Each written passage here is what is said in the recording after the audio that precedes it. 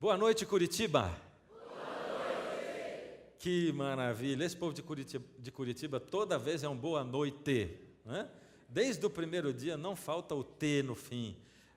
Que maravilha, bem-vindo você que está aí. A gente diz boa noite aqui, lógico que nós estamos gravando à noite.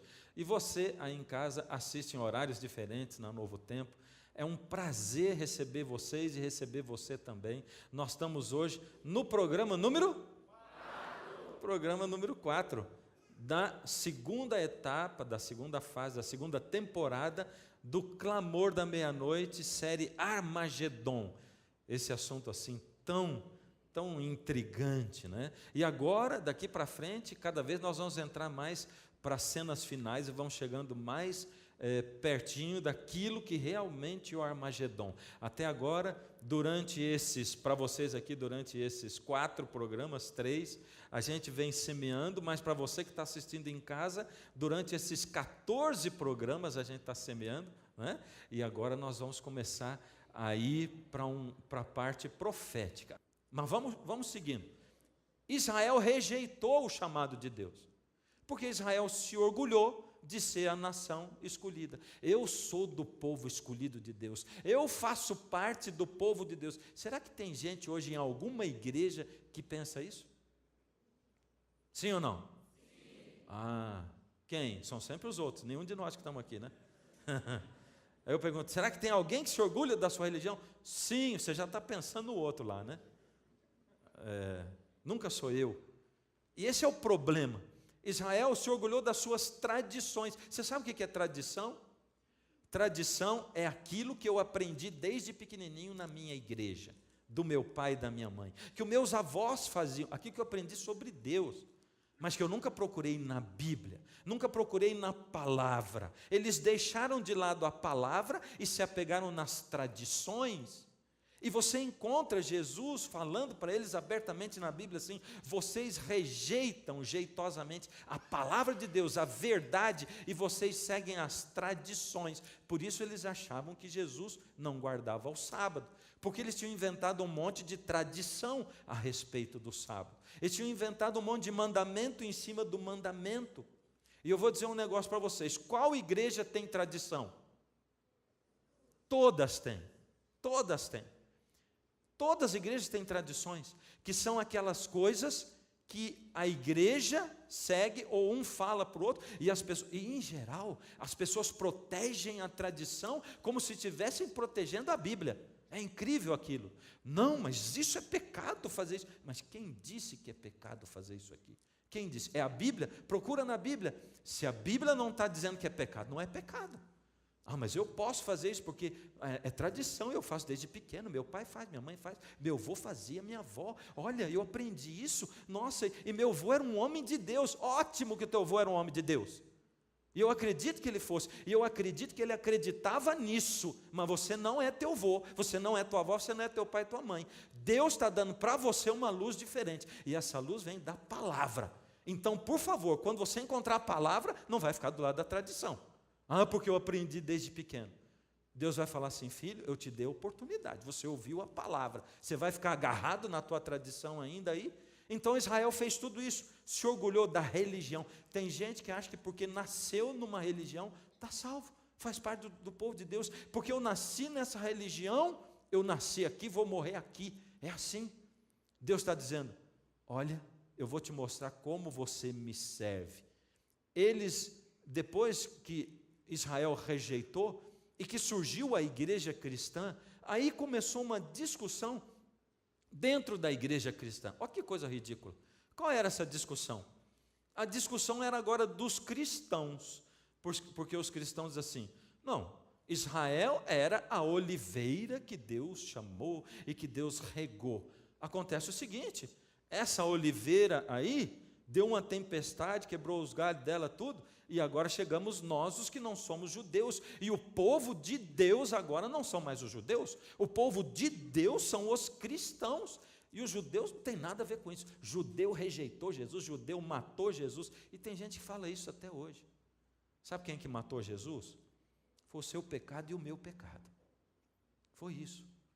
E nós costumamos fazer a mesma coisa que aquele povo da época de Jesus fazia, rejeitando Jesus, em geral, ficando do lado da tradição, nos orgulhando, do mesmo jeito que Israel se orgulhava de ser o povo escolhido de Deus, agora os cristãos começaram a se orgulhar de serem mais importantes que os judeus. Agora, Paulo disse assim: será que aqueles judeus que agora não são mais o povo escolhido, agora nós somos Israel, sim, mas Israel espiritual? Deus diz assim: a salvação é para todo aquele que nele crê. Aliás, quando Deus chamou Israel para pregar o evangelho para o mundo, para trazer o mundo. Deus ensinou coisas maravilhosas para eles, leis de saúde, ensinou como se relacionar pai e filho, ensinou como ensinar a religião dentro de casa, Deus ensinou o marido a tratar a mulher, ensinou como lidar com os pobres. Deus fez planos maravilhosos para o povo, porque o plano de Deus, o sonho era assim: o meu povo que me conhece vai ser um povo mais sábio, mais inteligente, com um melhor nível econômico. Esse meu povo vai ter uma família mais bem estruturada. O meu povo vai ser assim. E a fama do meu povo vai correr tanto, por tantos lugares, que pessoas do mundo inteiro vão vir para saber o que eles têm de diferente. E quando o povo vier, eles vão dizer assim: é o nosso Deus que faz a diferença. Deus tinha esse sonho. E isso aconteceu no auge do reinado de Israel com Salomão. Lembra disso? Quando a rainha de Sabá foi visitar Salomão, e ela ficou maravilhada, ela diz assim: já tinham me falado muito sobre esse reino e sobre o rei dele, mas tudo que me disseram não chega aos pés da realidade. Esse era o plano de Deus. Mas o povo de Deus se orgulhou daquilo, e eles começaram a achar que eles mereciam a salvação e os outros não. Eu sim sou do povo de Deus e os outros são gentios. Agora surgiu a igreja cristã, os judeus aceitaram a Cristo, depois os gentios aceitaram a Cristo, eles se misturaram, formaram o povo cristão, e os cristãos começaram a dizer: Israel foi rejeitado. E Paulo pergunta: são todos infiéis aqueles lá? A gente tem mania de olhar para algumas religiões e dizer assim: esse povo aí é um povo perdido, esse povo ensina o erro, esse povo isso, esse povo aquilo. A gente vê cada vez menos esse tipo de coisa, não é? Mas ainda existe, tem alguma religião que às vezes a gente discrimina e acaba discriminando as pessoas. E Paulo fala assim: são todos infiéis? Romanos 11, Paulo vai conversando sobre isso. E ele usa a ilustração da oliveira. Olha o que ele diz: pergunto, pois, acaso Deus rejeitou o seu povo? De maneira nenhuma. Eu mesmo sou israelita, Paulo disse, descendente de Abraão, da tribo de Benjamim. Aí ele cita a história de Elias, lá em Romanos 11, de 2 a 5. Vocês lembram como é que foi a história de Elias? Lembram como é que foi? Elias participou, não vou detalhar, porque não vai dar tempo, mas Elias participou de um momento espiritual muito forte na vida de Israel. O povo não sabia se seguia a Deus ou ao Deus com letra minúscula, Baal. E Elias trouxe o povo diante de Deus, junto com os sacerdotes de Baal. E ele diz assim: o altar sobre o qual descer fogo, esse é o altar de Deus. Os sacerdotes de Baal passaram a manhã inteira tentando fazer descer fogo lá, nada. E Elias fez uma oraçãozinha assim, e o altar dele pegou fogo. E Elias disse: esse é o Deus verdadeiro, o Deus de Israel é esse Deus, vocês têm que acreditar nesse Deus. E depois disso, Elias foi perseguido por uma rainha que se chamava Jezabel. Era a mulher do rei Acabe, que era o rei de Israel naquela época. E ele foi perseguido, e a fé dele acabou de uma hora para outra. Como acontece isso com a gente? Momentos espirituais tão fortes, e depois a gente até esquece que Deus existe, quando os problemas vêm. E ele fugiu. E aí o que aconteceu com Elias? Vamos dar uma olhada. Paulo diz assim: Deus não rejeitou o seu povo, o qual conheceu de antemão. Ou vocês não sabem como Elias clamou a Deus contra Israel, conforme diz a Escritura. Deus encontrou Elias lá, fugindo no meio do nada. Ele diz: está fugindo por quê, Elias? O que está acontecendo com você? Você não crê mais em mim? O que está acontecendo? E Elias se sentia o único fiel no mundo. Já se sentiu assim? Ninguém disse não. E ninguém disse sim também. Você já se sentiu o único fiel do mundo? Tem um monte de gente que se sente assim. Ele se sente o fiel. E olha para os outros e pensa assim, coitadinhos, eles são pecadores. Tem gente que consegue sentir isso. Que coisa! E Elias se sentiu o único fiel naquele momento. Olha o que aconteceu. Elias disse para Deus, Senhor, mataram os teus profetas e derrubaram os teus altares, porque Jezabel tinha matado um monte de profeta mesmo. Sou o único que sobrou e agora estão procurando matar-me. Olha a preocupação do Elias. Eu sou o único fiel do mundo, não sobrou mais ninguém. E o que Deus respondeu para o Elias? Reservei para mim 7.000 homens que não dobraram os joelhos diante de Baal. Calma, Elias, você está pensando que é só você, rapaz? Tem 7.000 que você não sabe. Você não conhece o coração das pessoas, Elias. Você não tem nada que julgar os outros e achar que os outros estão perdidos. Eu é que sei, tem 7.000 ainda além de você. Esses não dobraram os joelhos a Baal. Aí Paulo diz, assim hoje também há um remanescente escolhido pela graça. Remanescente, esse nome grande em amarelo, o que é remanescente? Essa palavra é uma palavra-chave hoje, presta atenção nela. Remanescente quer dizer restante, remanescente quer dizer o que sobrou, quando tinha uma guerra muito grande, e um exército era derrotado, e sobrava só um pouquinho de gente, esse pouquinho de gente que sobrou dessa catástrofe, era o remanescente. E Deus está usando esse termo para dizer que dentro de Israel, que tinha se corrompido e tinha adorado a Baal, tinha, além de Elias, um tantinho de gente, 7.000 homens e mulheres, que não dobraram o seu joelho a Baal. Ou seja, dentro do povo escolhido de Deus, tinha um remanescente, um restinho que era fiel a Deus. Você está entendendo isso? Porque na época do Antigo Testamento, não eram todos os de Israel que eram salvos. Não era assim que acontecia. Não era porque pertencia ao povo de Israel que estava salvo. Tinha que ser fiel a Deus. Ou seja, no Antigo Testamento, Deus tinha o povo dele, mas não queria dizer que todo mundo ia se salvar. Sabe o que Deus está dizendo para mim? Sabe o que Deus está dizendo para você agora? Deus está falando assim, a que igreja você pertence? A maioria de vocês aqui pertence a qual adventista? Opa, qual igreja? Essa. Agora, você que é adventista do sétimo dia, por ser adventista do sétimo dia, está salvo? Não. Sim ou não?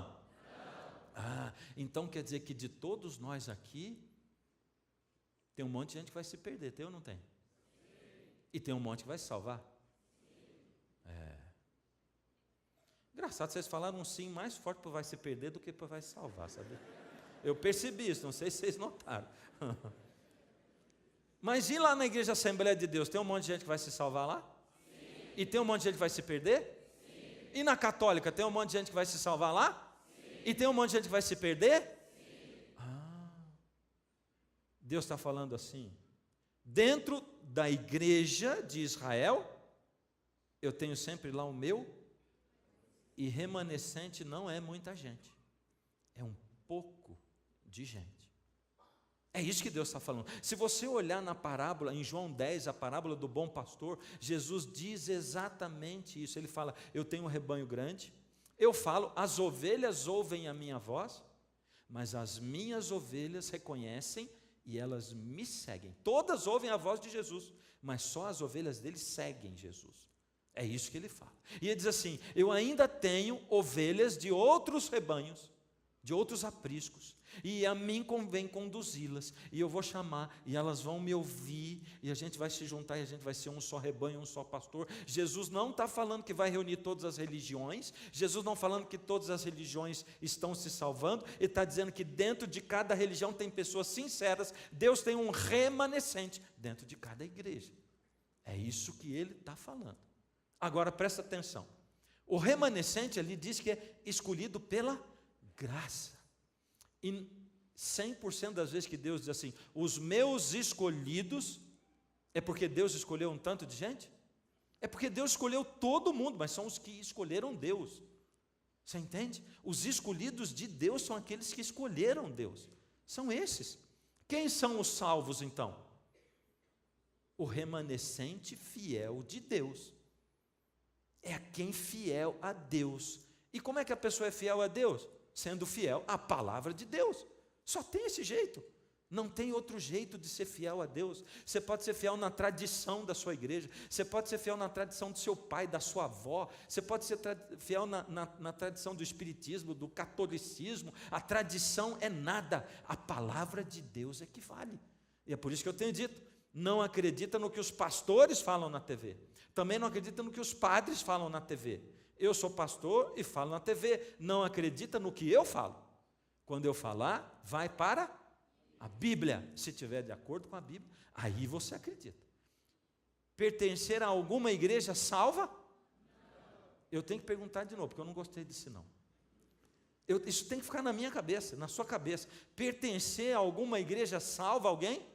Não, não salva ninguém. Aí, Paulo continua com o assunto da oliveira. E ele chama lá os judeus fiéis de ramos da oliveira cultivada. Por que oliveira cultivada? É a oliveira original, a oliveira que Deus plantou, Israel, aquela que Deus regou. Esses são os judeus fiéis, porque Deus não rejeitou o povo todo. Tem alguns que escolheram Deus, são os remanescentes dos judeus, eles fazem parte da oliveira cultivada. Mas tinha também os judeus incrédulos, que não aceitavam o cristianismo de jeito nenhum. A esses Paulo chama de ramos quebrados da oliveira cultivada. E você vê que essa oliveira aqui tem bem menos ramos. Eles foram quebrados da oliveira cultivada, a oliveira verdadeira. Os gentios incrédulos, quem é gentio aqui? Levanta a mão. Agora estou vendo que você entendeu. Todos nós somos gentios, quem não é descendente de judeu. Quem é descendente de judeu não é gentio. Os gentios incrédulos, ou seja, todos nós que não aceitamos a Jesus, ele chama de ramos da oliveira brava. A oliveira cultivada, a oliveira brava, os gentios. E os gentios fiéis, eles são os ramos enxertados da oliveira brava. Ou seja, Deus está dizendo, eu peguei aquela oliveira brava, que não era o povo de Israel, e peguei ramos fiéis, e enxertei na oliveira verdadeira, a oliveira cultivada. E Paulo diz, você que é cristão e que não é judeu, você é um ramo da oliveira brava que foi enxertado na oliveira verdadeira. Por que você está aí se orgulhando e dizendo assim, agora eu é que sou o povo de Deus? Não é a tua religião que salva, não é o fato de você ser cristão que vai se salvar, que vai salvar você. Você está mudando, você está fazendo igual eles fizeram.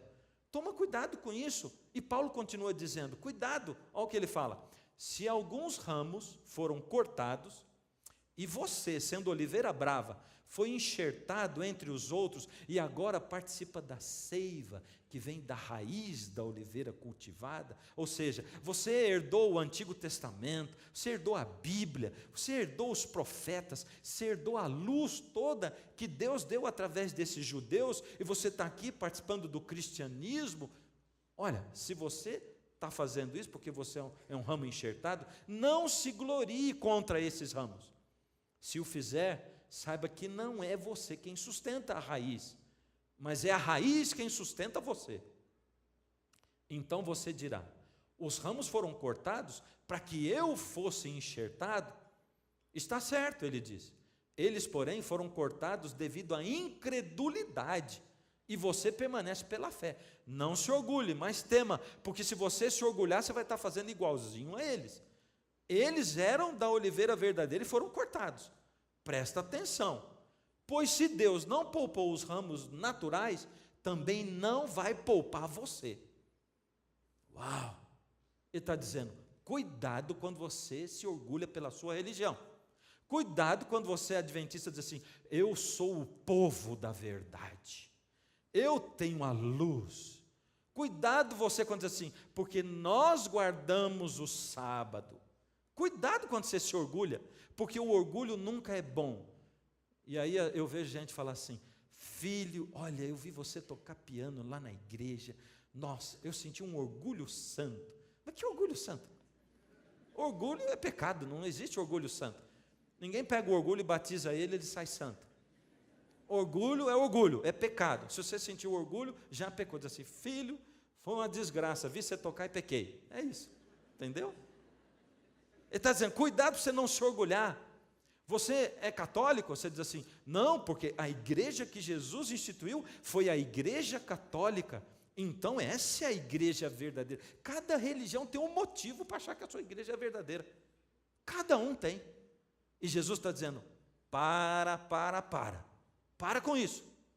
Porque não interessa a tua igreja, o que interessa é o teu coração e a tua fidelidade à palavra de Deus. Presta atenção. É a palavra de Deus que manda a tua fidelidade. E o tanto de graça que você recebe. Porque você é remanescente pela graça. Então, quem então vai se salvar? Quem se salva?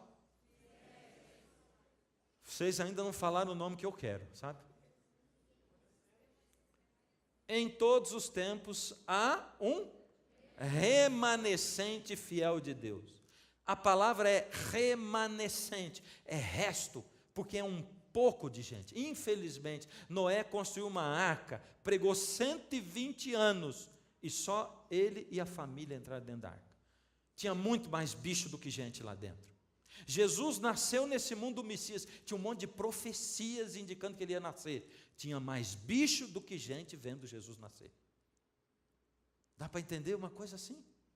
Presta atenção, tem uma mensagem forte de Deus, ele está dizendo, quem se salva é um pingo de gente. Por isso, quando você começar a aprender a Bíblia, e quando você olhar, e quando a verdade saltar, e quando a luz do céu brilhar sobre você, na sua mente, no seu coração, aquilo impactar, e você disser, achei, que coisa linda, Deus, o Senhor está me ensinando, essa é a verdade, eu não tinha aprendido. Você vai pensar, você vai ter uma voz dizendo assim, espera aí, mas ninguém acredita assim, só você, é só você que está certo? É sim, só você e mais 7.000, um restinho, igual o Elias. A maioria não vai estar seguindo a verdade, a maioria não vai estar seguindo Deus, a maioria não vai estar de acordo com a Bíblia, a maioria vai estar seguindo a tradição, a maioria vai estar seguindo aquilo que aprendeu, a maioria se orgulha e diz assim, não interessa, eu vou seguir, todos os caminhos levam a Deus. Então deixa eu contar para vocês um pouquinho da história da igreja cristã, porque eu falei de Israel, agora eu tenho que falar da igreja cristã.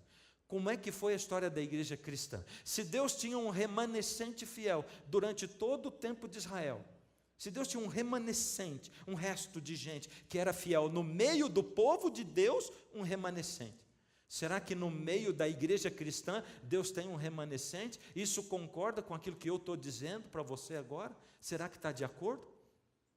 Quando surgiu a igreja cristã, ela surgiu no meio de perseguição depois do Pentecostes. O Espírito foi derramado, eles começaram a pregar o Evangelho, e essa primeira fase da igreja, que foi do ano 1 da nossa era até o ano 100, a igreja era pura. A igreja começou a crescer muito, pregava o Evangelho e o Evangelho crescia. Essa era uma igreja fantástica. Era uma igreja onde os apóstolos ainda estavam vivos, os discípulos. Eles pregavam com poder. Os outros que tinham andado com Jesus, 120 pelo menos, eles pregavam com poder. A igreja crescia tanto que eles começaram a organizar a igreja no meio da perseguição. E eu acabei de dizer que a gente é uma geração de cristão egoísta, porque a gente vem para a igreja para ser servido, a gente vem, estão dizendo lá que vai ter milagre, eu preciso de emprego, eu vou lá. A gente vem por causa de milagre, por causa de emprego, por causa de dinheiro. A gente vem por isso na igreja. Muita gente, a maioria vem.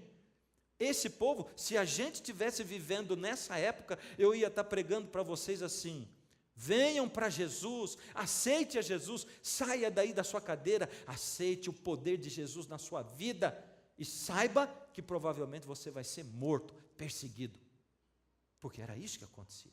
E quanto mais gente morria, mais o evangelho crescia, e a perseguição estava só começando. Então a igreja cresceu, e para organizar a igreja, os apóstolos, eles organizaram bispos nas igrejas, muitos discípulos morreram, aliás, eles morreram todos, até ali o ano 100, no iniciozinho do século II, não havia templos. Por quê? A igreja era perseguida, se reunisse o povo num templo, era fácil chegar aqui e matar todo mundo. Ela era perseguida pelo Império Romano, por Roma Imperial, que foi o último império mundial que aconteceu. A igreja era perseguida por Roma. Não foi uma fase fácil, mas a igreja era pura, fiel à palavra de Deus, vivia aquilo que Jesus ensinou. Essa era a igreja cristã. Então a gente vê no nosso gráfico, os primeiros 100 anos, uma igreja pura. Mas do ano 100 até o ano 313, as coisas começaram a ficar mais difíceis dentro da igreja. Aconteceu a terceira perseguição imperial. Nessa época, a perseguição imperial era terrível. Eles eram assassinados, eles eram queimados, coisas terríveis aconteciam. Aí os pobres eram chamados pobres ricos, sabe por quê? Porque eles eram pobres de dinheiro, mas eles eram ricos da palavra de Deus, eles eram ricos de fé. E é por isso que nessa época surgiram muitos mártires, como o bispo Policarpo de Esmirna, que foi morto. O Policarpo foi martirizado, e olha o que ele disse no momento da sua morte: eu te agradeço, porque tu, Deus, graciosamente me consideraste digno deste dia e desta honra, por poder receber uma porção do número de teus mártires no cálice de teu Cristo. Ele está dizendo: Deus, eu estou te agradecendo porque o Senhor me achou que eu era digno de sofrer como Jesus sofreu e de ser um mártir. Para mim é uma honra participar do sofrimento de Jesus. E dentro da história da igreja, a segunda fase, até o 313, a gente pode chamar essa igreja de igreja perseguida. Foi uma igreja perseguida ainda pelo Império Romano. Mas, de 313 a 538, a igreja sofre sérias mudanças. E presta atenção, essa é a história de qual igreja mesmo? Qual igreja? Cristã. Essa é a história da igreja cristã. Nessa época não tinha nenhuma outra igreja. Não tinha igreja adventista, não tinha igreja batista, não tinha presbiteriano, não tinha nada. Só tinha a igreja cristã. Essa é a nossa raiz, é a nossa história, é a história da igreja cristã. E o que começou a acontecer na igreja cristã, do ano 313 ao 538? 2 anos antes, no ano 311, surgiu um camarada, imperador do Império Romano, que se chamava... Esse povo sabe muito, sabe tudo. Nessa época, Roma, o império estava em decadência. Decadência financeira, moral, espiritual. O paganismo estava morrendo. Olha que coisa interessante. Pensa bem, os cristãos sendo perseguidos, mortos, martirizados, e o paganismo é que estava acabando. Que coisa! Como é que uma coisa assim acontece? O cristianismo só crescendo. O Constantino, que não era bobo nem nada, ele era um visionário, ele era um político. Ele olhou e disse assim: estou olhando o quadro político, religioso. O cristianismo é a religião do futuro. E eu sou pagão, o que eu vou fazer? Enquanto ligado a Maximiano, sabe quem que era Maximiano? Era o sogro do Constantino. Ele veio ligado ao Maximiano e se apresentou como sendo protegido de Hércules. Lógico, é porque o Maximiano era protegido de Hércules.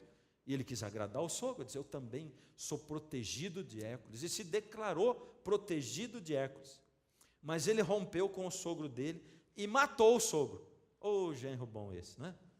Matou o sogro. E agora ele se colocou sob a proteção do Deus Sol invicto. Esse era o Deus dele, na verdade. Ele só se declarou o protegido de Hércules por causa do sogro. Assim que ele conseguiu matar o sogro, ele disse: bom, agora eu sou protegido do Deus Sol invicto. Mas ele entrou para a história, o Constantino, como o primeiro imperador a declarar-se cristão em 28 de outubro de 312 da nossa era. Será que ele tinha se convertido mesmo? Como é que eu posso saber? Porque eu não conheço corações, não é? Agora, a gente vai acompanhar vendo os atos de Constantino, o que ele fez dali para frente, se foi só uma intenção política ou não. Ele tornou o cristianismo a religião oficial do império, em 337. Isso foi bom ou foi ruim? Bom ou ruim? Foi bom? Por quê? Acabou a perseguição? Foi bom? Não foi bom coisa nenhuma. E isso é o que pensaram os cristãos da época. Sabe o que os cristãos da época pensaram? Agora o imperador se batizou. Agora nós temos um imperador cristão. Agora ele é dos nossos. E ele diz, agora o cristianismo vai ser a religião oficial do império. Ele corrompeu os bispos e líderes da igreja. E começou a colocar o paganismo dentro da igreja cristã. Olha o jeito do dragão atuar. Ele atua através de força e através de misturar verdade com mentira, através de engano. Força e engano. E agora, Constantino começou a introduzir itens pagãos dentro da igreja cristã. Ele corrompeu os bispos. Agora, depois de ser tão perseguido, nós temos o imperador, nós não vamos desagradar o nosso imperador. O sonho dele era que a igreja fosse um instrumento nas mãos do Estado, nas mãos do império. Ele diz assim, esse povo é um povo cheio de fé, esse povo é um povo cheio de convicção.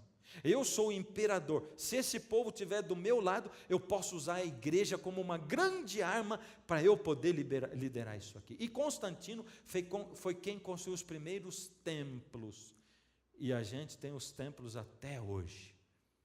E dentro dos templos ele começou a colocar imagens de escultura que até então não existia dentro da igreja cristã. Porque o judeu não tinha imagem de escultura. Os primeiros cristãos eram judeus. Cristo não adorou a imagem de escultura, mas o Constantino pegou os deuses e começou a colocar nomes diferentes e foi introduzindo as imagens. Então surge Santo Agostinho, aí em 354, que foi até o 430 da nossa era. E a participação dele na teologia foi muito importante, porque eles começaram a olhar e dizer assim, bom, quando o cristianismo, quando Jesus morreu e ressuscitou e foi para o céu, ele diz assim, eu venho logo. E a igreja ficou esperando, e Jesus não veio, agora já estava no ano 400 da nossa era, e Jesus não tinha vindo ainda, e sabe o que eles pensaram? Já sei, a pedra, que pedra é essa? De Daniel 2, vocês aqui ainda não estudaram Daniel 2, mas eu estudei um monte de vezes com o pessoal que assistiu desde o primeiro programa, e quando você assistir na televisão, você vai ver Daniel 2, o sonho do Nabucodonosor, e tinha uma pedra que vinha e batia no pé da estátua, e que significava a volta de Jesus, e que todo mundo acreditava que era a volta de Jesus, mas como Jesus não voltou ainda, eles pensavam, bom, aquela pedra do sonho do Nabucodonosor, não é Jesus voltando, é o reino de Deus na terra, e a igreja é o reino de Deus na terra. É isso, olha só a profecia se cumprindo, o imperador se tornou cristão, a religião do Estado é o cristianismo agora, a igreja é o reino de Deus. O que a gente tem que fazer? Nós temos que alcançar os outros reinos do mundo, que não estão sob a liderança de Roma, o império de Roma. Então o que nós vamos fazer?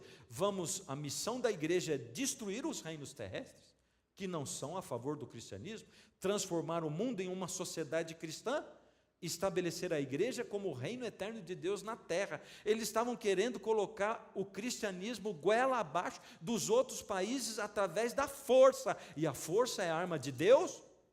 Não, Deus não age pela força. Satanás age pela força. Deus não age, Satanás age pela força. A igreja agora mesmo é o reino de Cristo e o reino dos céus. Consequentemente, agora mesmo, seus santos já reinam com ele. Aí eles dizem que a igreja ia levar 1000 anos para poder submeter as outras nações. E no final dos 1000 anos, Jesus voltaria. Olha o que Jesus disse em Mateus 26. Mete no seu lugar a tua espada, porque todos os que lançarem mão da espada, a espada morrerão. Jesus nunca foi a favor da força. Jesus não ganhou nada pela força. Ele diz que o reino dos céus não se ganha pela força. Quando ele conversou com Pilatos, ele disse, o meu reino não é desse mundo. Nessa época foi introduzido dentro do cristianismo o quê? Oração pelos mortos, aí está a data. O que mais? Fazer o sinal da cruz também não tinha na igreja cristã. Nessa época foi introduzida a queima de velas, que não existia dentro do cristianismo. O uso de imagens de escultura, as roupas diferentes para o clero. Nós fazemos parte do clero, separação entre os cristãos e o clero. Nessa época. E a doutrina do purgatório, que não existe nem na Bíblia isso. Não existe o inferno, não existe na Bíblia isso. Foi introduzido nessa época. E eu estou falando de que igreja aqui? Eu estou falando de qual igreja aqui? A igreja cristã. Não confunde a coisa. Eu não estou falando de igreja católica.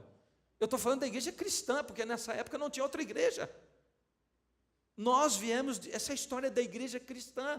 Não interessa a sua religião, essa é a nossa história. Isso aconteceu, isso é triste.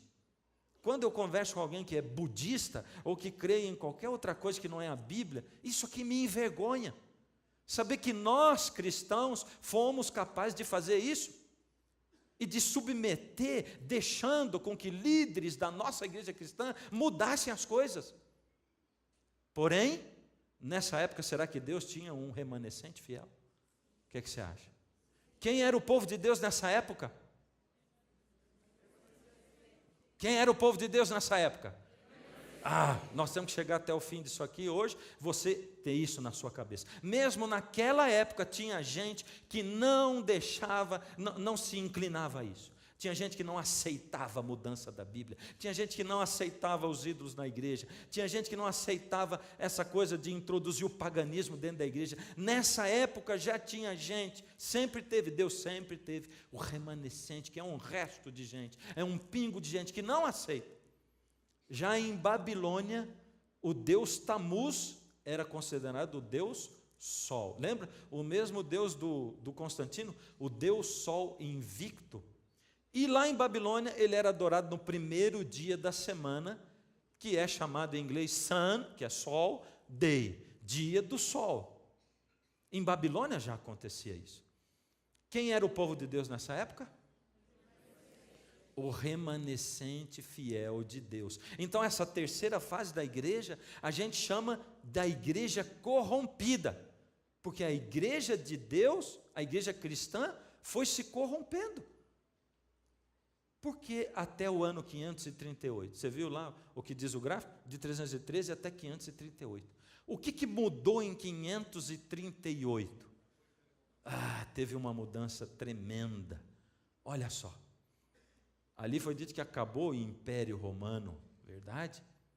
Olha só, a igreja não tinha um líder oficial, até aqui não tinha, sabe? A gente já estudou dentro dessa série também o fato de Pedro não ser o primeiro papa. Até aqui não tinha papa, em 538 não tinha nenhum papa. Aqui tinha bispos. A capital do império foi mudada de Roma para Constantinopla. O bispo de Roma, ele ampliou o poder dele. Por quê? Foi para lá, o bispo ficou sozinho e o poder político dele começou a crescer. O bispo de Constantinopla começou a ter uma discussão com o bispo de Roma. E os dois começaram a lutar pelo poderio da igreja.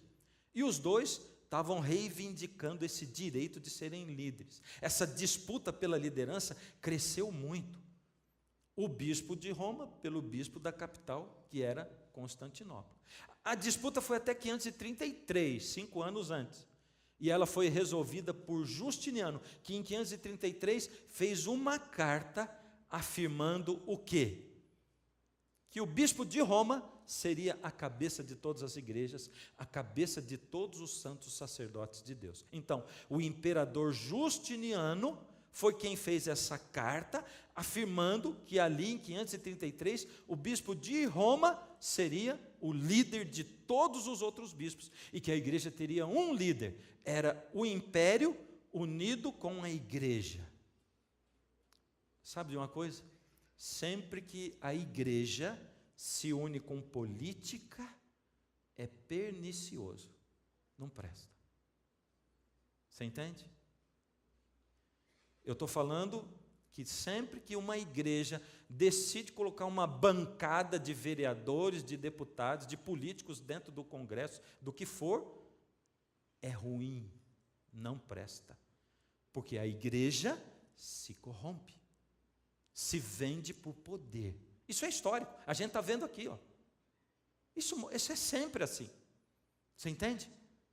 Eu pergunto sempre se você entende, porque eu fico olhando para a casa de vocês e você ficou assim. Parece que estão espantados. E eu fico imaginando você lá em casa. E eu acho que você fica com essa cara porque você está entendendo. E essa é a verdade.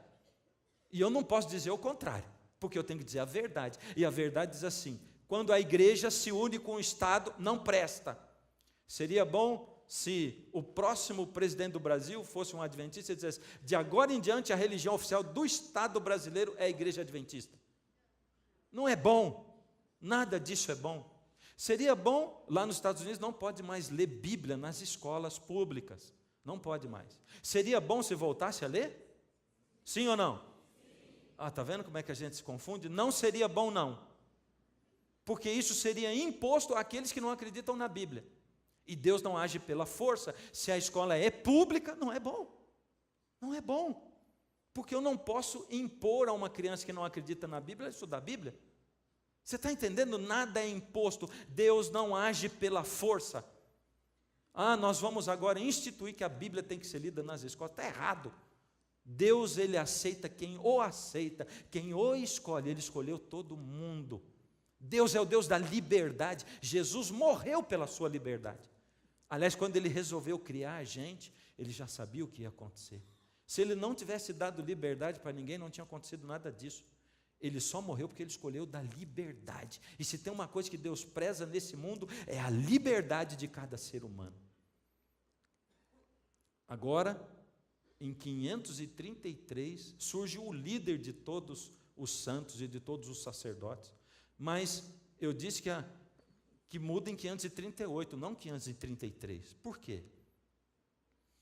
Olha, esse verso diz assim: sabemos que os que julgam ser príncipes, Jesus dizendo, das gentes, delas se assenhoreiam, se tornam senhores. E os seus grandes usam de autoridade sobre elas. Mas entre vós, meus discípulos, não é assim.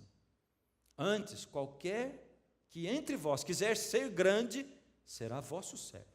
E qualquer que dentre vós quiser ser o primeiro, será servo de todos. Isso é um negócio para a gente meditar a vida inteira, sabe?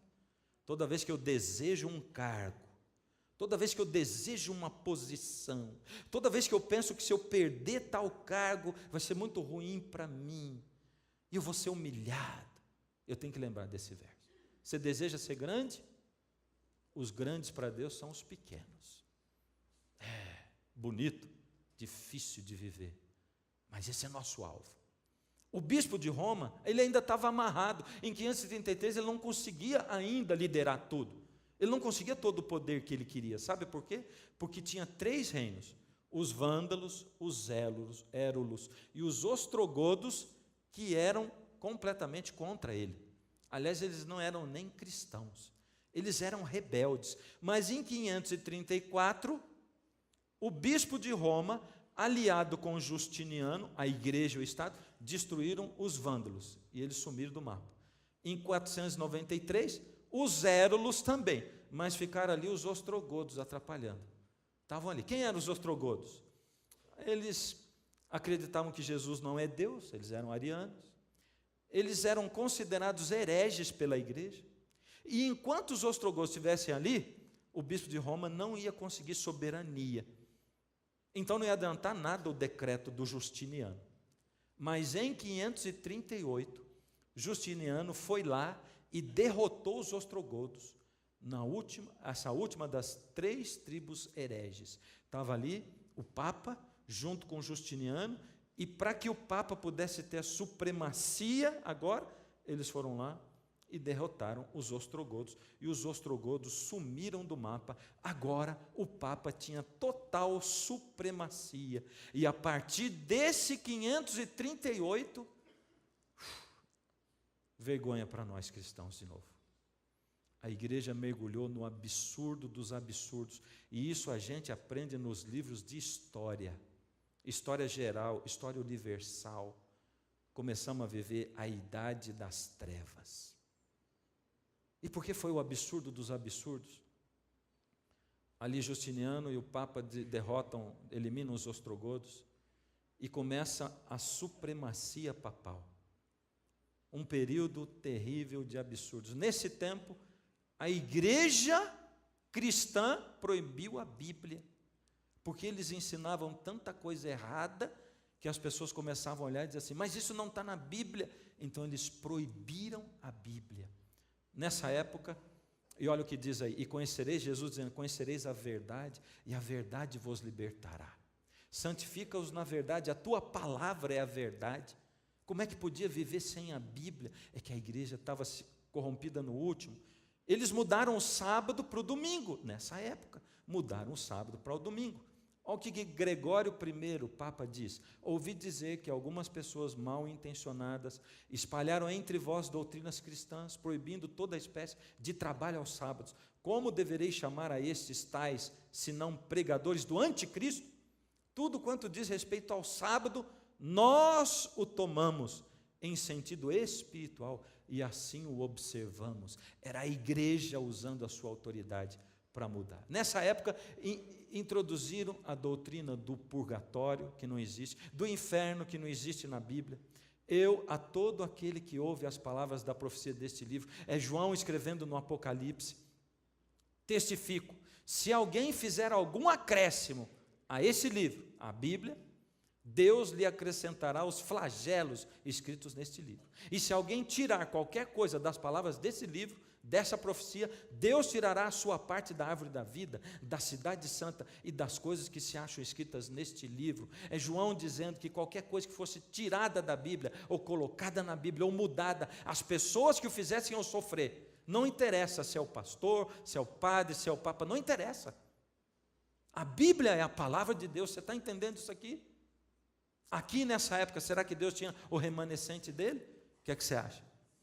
Nessa época, também os padres se tornaram os vigários de Cristo. E o que quer dizer a palavra vigário? Do latim vicarius, que significa o que faz às vezes do outro, ou o que substitui outra pessoa. Um vigário de Cristo, ele está dizendo, se eu disser assim, eu sou o vigário de Cristo, eu sou o substituto de Cristo.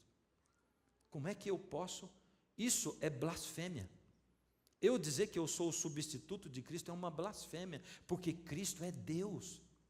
Como é que eu posso dizer que eu sou o substituto dele? Eu sou nada, eu sou um pecador miserável, é isso que eu sou. Eu não posso ser o substituto, o vigário de Cristo. Tende cuidado para que ninguém vos faça presa sua, por meio de filosofias vãs, sutilezas, segundo a tradição dos homens, segundo os rudimentos do mundo e não segundo Cristo, porque em Cristo habita corporealmente toda a plenitude da divindade e estáis perfeitos nele, que é a cabeça de todo principado e potestade.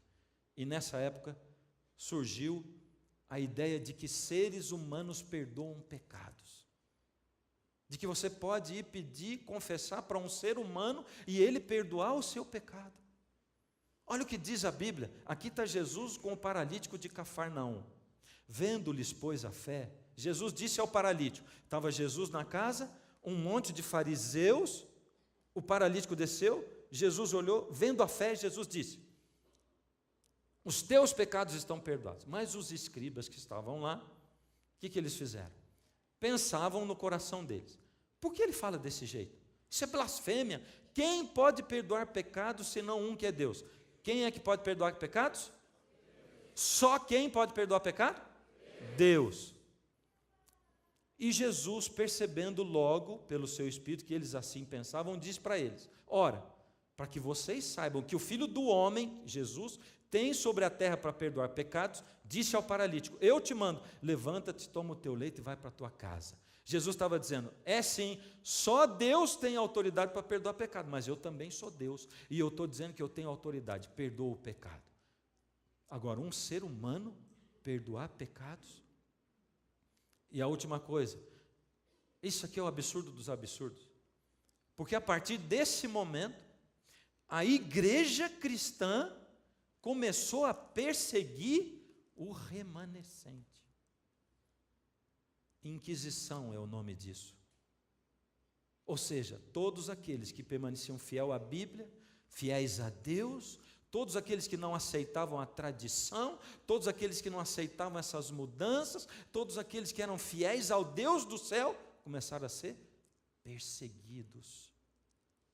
Meu Deus, pela própria igreja cristã. O termo Inquisição refere-se a várias instituições dedicadas à supressão da heresia no seio da igreja. Aqui está dizendo a igreja católica, mas não tinha outra igreja, era a igreja cristã. É da onde nós viemos. E você tem aqui algumas ilustraçõezinhas da Inquisição, não é?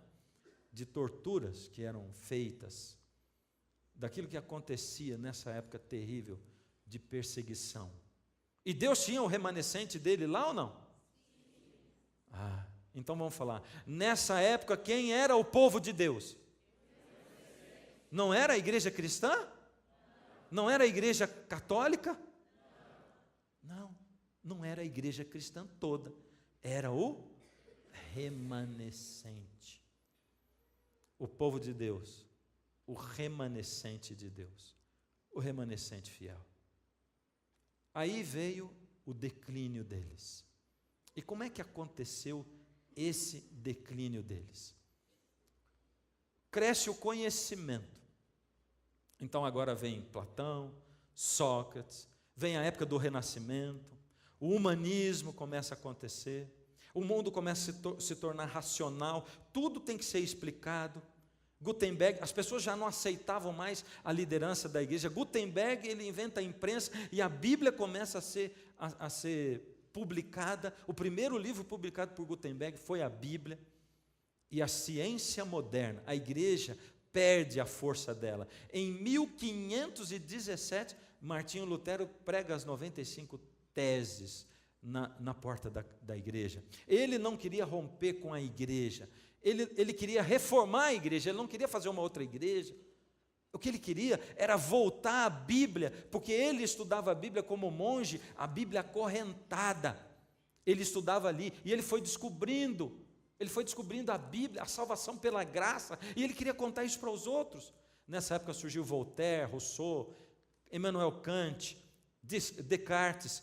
Cresce o saber e diminui o poder papal. Vem diminuindo e vem diminuindo. No século XVIII acontecem dois eventos. A Revolução Americana e acontece também a Revolução Francesa.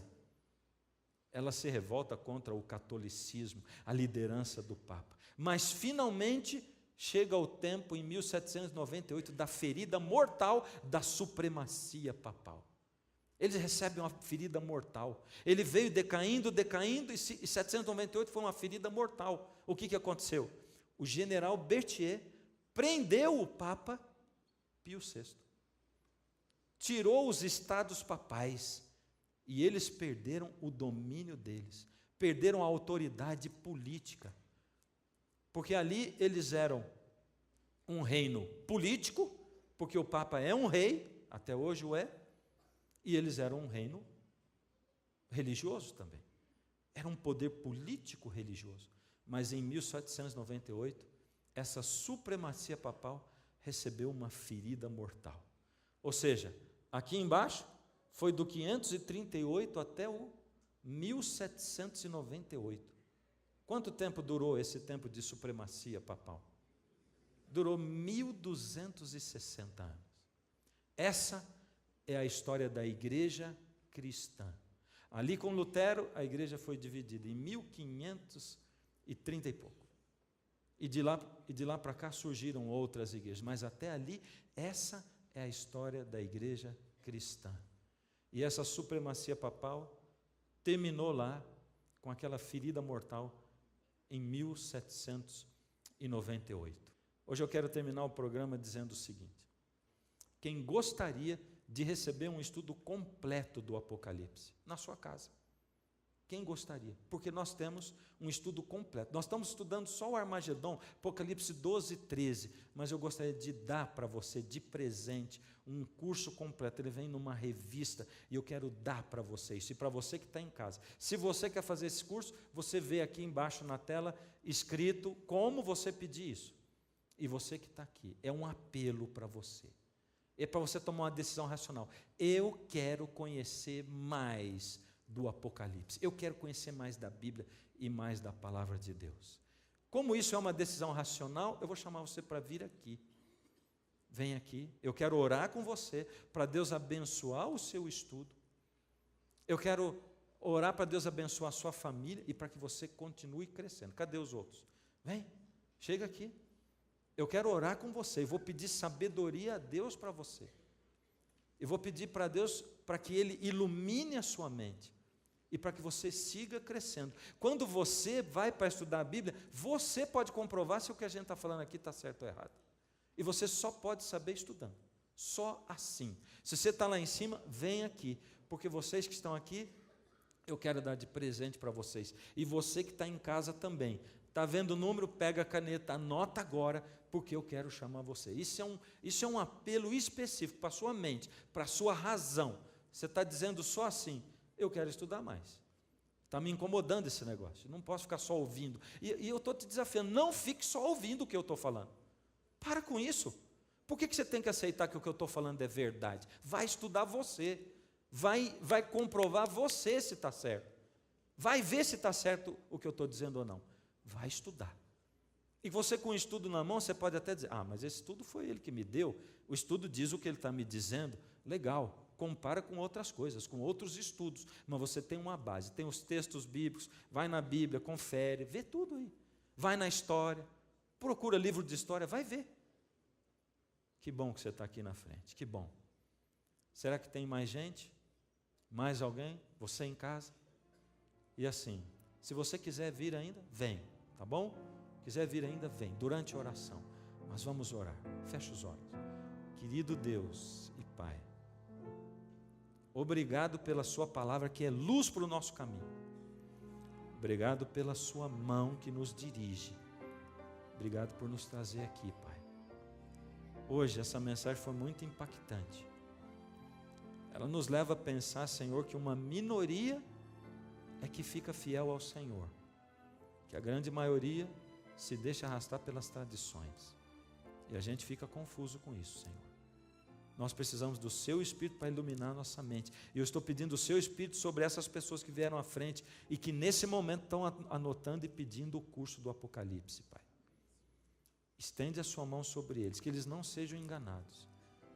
E eu já orei muitas vezes para o Senhor isso, e vou orar de novo, Pai, que eu não seja enganado, que eu possa ir na luz da sua palavra, pelo poder do seu Espírito. Nos leva em paz, Senhor, para casa. Abençoa aqueles que já estão em casa. Em nome de Jesus. Amém.